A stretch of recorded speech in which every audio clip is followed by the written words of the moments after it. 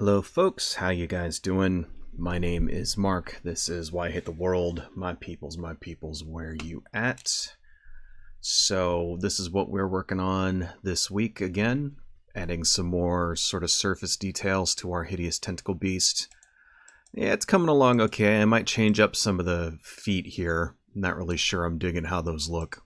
First thing we need to talk about is marijuana. The devil's lettuce, for those of you who like to partake in it. I used to a lot back in the day when I was a kid. It was kind of like my reason for living. Back in my late teens and early 20s, but no, I can't handle... I don't do bad stuff anymore. I can't smoke anything at all since I quit smoking. It's like, occasionally I will take an edible now and then. Which kind of sucks because we are living in the golden era of weed legalization, which is what I want to talk about today. So the Biden administration, in a bid to actually do something that people like and maybe win the election, has decided to reschedule marijuana from a Schedule 1 to a Schedule 3 drug. So what does that mean exactly? Well, doesn't mean that it will be legal and you can still get arrested and go to prison for it, even though the chances of you getting arrested on federal charges for marijuana is like very low. What it means is that it'll now be much easier for states which have legalized it to get past certain legal challenges and things like that. So what exactly does this mean? Well, a Schedule 1 drug is a drug where they've basically said it has no good uses. It has no medical uses. It's highly addictive. And those are generally the most dangerous of the dangerous kinds of drugs. Schedule 3 is something where it's much easier to get a hold of and regulate, which is great news if you're interested in marijuana actually being legal and being regulated and sold legally and taxed and all of that stuff in a legit way. If you're interested in that, then this is a massive step forward, which is honestly something that should have happened decades ago. So here's the thing, right? To put this in perspective, this is a list of the other Schedule 1 drugs, and I've got this right here. I'm going to show this to you guys. This is drugs.com. List of Schedule 1 drugs, right? So here's the criteria for being a Schedule 1 drug. The drug or other substance has a high potential for abuse. The drug or other substance has no currently accepted medical treatment use in the US. It has a lack of accepted safety for use under medical supervision, all of which is not true for marijuana, obviously. And here are the other drugs that you see in Schedule 1. Heroin, LSD, marijuana, of course, which is going to be descheduled, mescaline or peyote, MDMA, which is ecstasy, GBH, I'm not sure what this actually does, but I don't know, never heard of it, ecstasy, which is the same thing, MDA, right? Psilocybin, which is in mushrooms, synthetic marijuana, things like Spice K2, methaqualone, this is Quaaludes, don't know what this is, cat, never heard of it, and of course bath salts. So basically the worst drugs of the worst that you would ever see out on the street. That's bad stuff. Let's go ahead and get rid of that for now. Marijuana was up there with all of those. Now, for people out there who are like anti-marijuana legalization, and there are people, mainly conservatives of various stripes, and executives for beer companies, right? They argue that marijuana is bad and it's addictive, psychologically addictive, and all this other crap, and blah, blah, blah, and it makes you lazy, and it's a gateway drug, etc., etc., etc. Most of which is bullshit. It is true that marijuana makes you lazy. But should it be categorized with those other clearly dangerous drugs? Things like bath salts. You smoke that and then you go absolutely nuts, and before you know it, you're running around on the highway naked, peeling someone's face off and eating it. That's fucking bath salts. Heroin. People are become addicted to heroin and opiates and stuff like that. Fentanyl and stuff. I believe fentanyl is a Schedule 1 drug as well. People become addicted to those kinds of things, and it ruins their entire lives. And they do things like rob and steal and betray people and prostitute themselves out in order to get money for it. Like, does marijuana belong in that category? When was the last time that somebody broke into a car to, like, steal something in order to sell it to facilitate their marijuana habit? When was the last time that happened? When was the last time somebody went out and basically prostituted themselves? Was getting paid by strangers to suck dick in order to, like, buy marijuana? Like, when was the last time that happened? It doesn't. It doesn't happen because it's not addictive like that. Okay, it doesn't make people go crazy.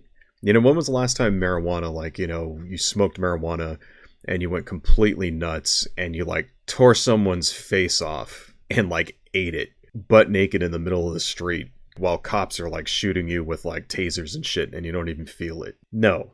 Marijuana doesn't do any of those things. It's absolutely ridiculous that it was even looped in with those clearly dangerous drugs like that. And really, there's a very large, very extensive history of racism behind marijuana, which is the whole reason why the shit's illegal in the first place. It really, really does come down to, back in the 1930s, there was propaganda against marijuana that had a very large racial component. Black jazz singers and jazz musicians and stuff would often partake of the devil's lettuce, and the propaganda was that they were going to steal all the white women away, and that's why they made it illegal. And maybe that's not the entire reason they made it illegal. There's also lots of other compelling evidence that paper companies and such wanted to make it illegal because it's actually cheaper to make paper from hemp fibers. At least it was back in the 1930s. That's actually very compelling as well, and I wouldn't doubt that either. But still, I mean, it is undeniable that there was a very large racial component in the push to outlaw marijuana. That's not deniable at all. It's true. To say that it's as dangerous as heroin or bath salts or fentanyl or even something like cocaine or whatever, it's like not even fucking close. But for years and years and years and decades, we've been throwing people in prison for basically smoking something, which is like, it's like drinking alcohol, essentially, is the level of intoxication that you get from marijuana. Something that it's impossible to OD on, that doesn't addict you physically, that you can't, you know, you can't die from it. You have to, like, basically consume a fucking metric ton of it before you can die. Like, it's not any more dangerous than alcohol, really. I mean, the same types of dangers that you get from marijuana are the same things that you get from alcohol. Don't drive. Don't operate machinery. And there's even people that say that, well, no, the same, it's not even close to being the same as alcohol as well. Although, my personal experience, I disagree with that. I would not be comfortable driving a car or operating machinery while high as balls. I would not want to do that. But still, it's comparable to that. There's nobody out there ending up homeless because they're addicted to marijuana like they do with heroin or crack or something. That's not a close comparison. But for the last 70 years, 90 years almost, since they outlawed it, and I think marijuana was outlawed in the 1930s, in the last 90 years, we've been throwing people in jail. Marijuana being a Schedule III drug puts it in the same category as cough syrup. Cold cough syrup, like cough syrup with codeine in it. Something that you can basically get over the counter with a prescription. That's what it turns marijuana into. And this will be great for states which have already legalized it. It'll be fantastic. Now, why do I say that, right? Because there's still the marijuana being illegal federally, being a Schedule I drug and being illegal federally, puts major dampeners on the marijuana industry, which is one of the fastest growing industries in the entire country. As of last year, it was I believe, around $5 billion industry. And by 2035, they're predicting that marijuana will be a $135 billion industry. That's gigantic. $135 billion. That's massive. That's like the size of the video game industry. It's insane. In less than 10 years. is what they're predicting. And here's the thing about this industry is forming with all kinds of ridiculous roadblocks because it's illegal on a federal level. So, for example, if you're a weed seller in a state like Colorado or California where it's legal recreationally, then banks won't deal with you because it's illegal federally. So you have to do all of your transactions in cash. Credit card companies won't deal with you. So you have to do everything in cash. It's like, okay, well, that's kind of fucked up. That slows the growth of the industry. Then you get stories about how the police and cops and stuff around the country are just waiting until the armored car comes to pick up all the cash from the weed store and then busting it and just making off with all the money. So here's the thing that I want to show you guys. Let's just go ahead and move this over here. Federal government will return over 1 million seized from armored car company in California. This is from 2022. Okay, so a couple of years back, and it's still going on. But let's just read a little bit through this. This is Institute for Justice. Riverside, California, the U.S. Department of Justice has agreed to return 100% of the funds seized, approximately 1.1 million, from Imperial Logistics during stops of its armored vehicles by the San Bernardino County Sheriff. The funds were transferred to federal law enforcement for civil forfeiture proceedings. Represented by the Institute for Justice and David C. Brass, partner at blah, blah, blah, blah, blah, Imperial brought a lawsuit in January arguing that all funds seized were financial institution deposits from state licensed and legal cannabis businesses. We're not going to read this whole thing. I'll put this down in the description if you guys want to read it. Long story short, what's going on is that since it's illegal federally, police departments and sheriff departments, not just in California, but in pretty much every state which has legalized it, what they do is they just wait until the armored car comes. Then they seize the armored car, and then they say, we're taking this money as evidence of a crime. And what's the crime? Selling marijuana, because it's illegal federally. That's what they call that, civil asset forfeiture. Basically, civil asset forfeiture means that a cop can just steal something that belongs to you and just say that it's evidence for a crime and then not charge you for a crime.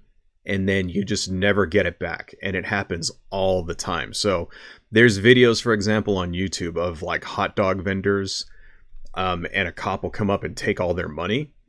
And because the hot dog vendor doesn't have a license, like, oh, I left my license at home or whatever, or maybe never had a license, cop just steals his money, doesn't give him a ticket, doesn't arrest the guy, just takes his money, and then his money disappears. And then you know where the money goes? To the police department. When they basically snake stuff through civil asset forfeiture, it eventually, portions of that money, if not all of it, but portions of it end up at the police department that stole the money. So it's basically like a legal way for police to just steal from you. And in order to get it back, you have to sue the police department.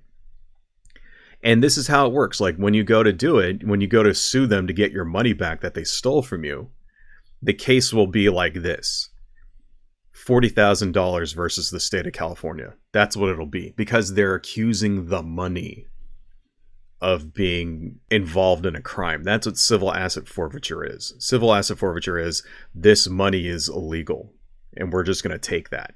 And then you have to prove that the money's not illegal. It's the most backwards ass bullshit ever. And then after you go through all of this shit, paying your lawyers and going through the court and all that, the state basically goes, oh, well, we'll give you back $4,000 of it. And so then you end up not getting your whole amount of money back to begin with. So they steal $40,000 from you, and then they just give you back $4,000. And then after you had to pay lawyers and all of this shit, it's absolutely ridiculous. And they can do it for any reason. So you get examples of guys who are like, they've just been saving money under their mattress, you know, putting it in a sock or whatever. And story after story, like a guy that driving around with large amounts of cash, like, oh, I went to go buy a car with my $20,000 that I saved. I got pulled over, cop took my money. And then you just never get it back. Perfect example. I won some money in Las Vegas. I'm on my way home. I've got it in cash in my car. Get pulled over, cop takes my money. some advice, folks. Never drive around with large amounts of cash. Never do that. If you go on vacation or something, don't have large amounts of cash on you. Don't do it. Get traveler's checks. Use your ATM card, something like that. Because cops will just fucking take it. And what are you going to do about it? Nothing. Even if you sue them, even if you go through the legal channels, you'll still fucking, like, only get a portion of that shit back. It's the most illegal, fucked up shit ever. Should be illegal. And there's movements out there to actually outlaw this shit, and I hope they finally do. So that's what's going on, you know, a little bit of a tangent. But that's what's going on with the weed sellers here. And it's happening in Colorado. It's happening in California. It's happening in Hawaii. Basically, any state that has legalized marijuana has this problem where the cops just steal the fucking money. The businesses can't go to a bank. They can't use credit cards. So it just leaves them vulnerable to this. And, you know, will this stop this? Will rescheduling marijuana to Schedule 3 stop this? It's one of the steps along the way to stop it. It won't completely legalize it, but it is one of the things that has to happen in order for this to eventually become federally legal. And you know something? I applaud them. I mean, the Biden administration, right, they're fucking up pretty bad when it comes to other things like foreign policy and supporting Israel and stuff like that. They're really dropping the ball there. Domestically, I think they're doing fucking fantastic. And this is just like another example. Domestically, Joe Biden has been one of the best presidents we've ever had. And I stand by that shit, you know. When it comes to, I mean, the one massive thing that he's screwing up on is Israel-Palestine. And I know that's a bridge too far for some people. But, you know, you gotta speak the truth. You know, you gotta give credit where credit's due. This is fantastic. What he just did here is fantastic. It's something that legal weed advocates have been trying to get done for decades. And he made that happen. So, anyway, folks, it's nice to have some good news once in a while. Hello, folks. If you like what I do and you want to support the channel, please consider buying something from my Etsy shop, supporting me on Patreon, liking and subscribing, and checking me out across my social media links listed below. Thank you all so much, and see you next time.